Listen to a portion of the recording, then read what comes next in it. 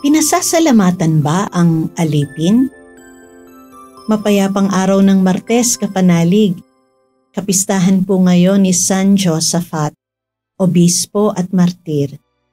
Ito po si Sister Rose Agtarap ng Daughters of St. Paul para sa mabuting balita. Tayo nang magnilay sa Ebanghelyo ngayon.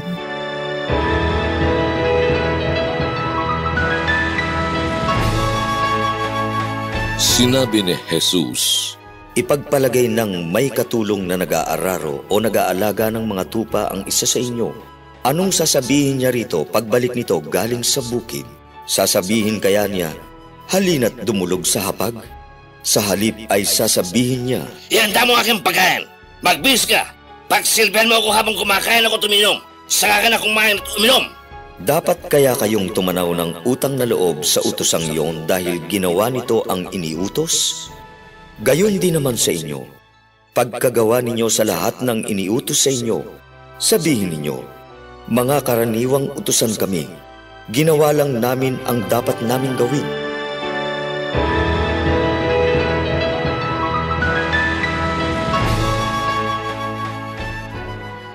Nagbakasyon ako sa Bicol noong Setyembre upang makadalo sa ika-100 taong anibersaryo ng pagkorona kay Ina, Our Lady of Peñafrancia. Si Papal Nuncio ang nagmisa at sobrang dami ng tao. Kahit sa labas ng simbahan idinaos ang misa, hindi pa rin mahulugang karayom ang lugar at nakatayo lamang ang karamihan. Sa paligid ng altar, merong mga upuan para sa mga pare, mga relihiyoso at relihiyosa, mga piling panauhin at representatives ng mga organisasyon ng simbahan.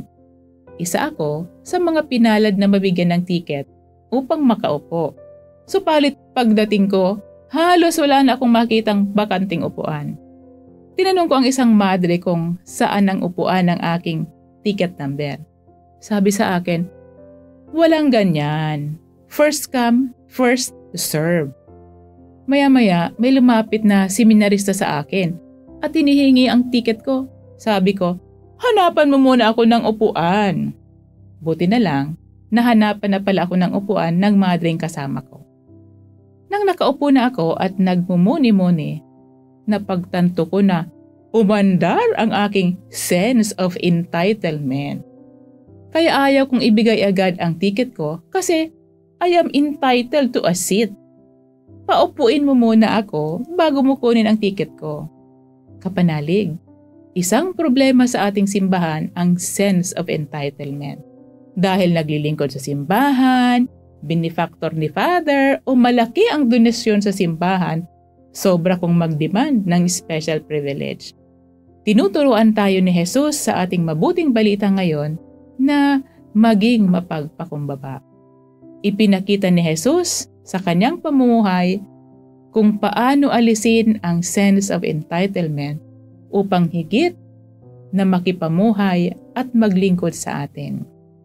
Tayo ay pawang mga lingkod na ginawa lamang ang iniutos sa atin.